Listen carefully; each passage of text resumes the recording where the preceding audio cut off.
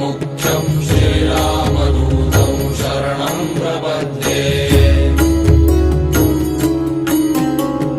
मनोजवं मारुततुल्यवेगं जितेन्द्रियं बुद्धिमतां वरिष्ठं वातात्मजं वानरयूथमुख्यं श्रीरामदूतं शरणं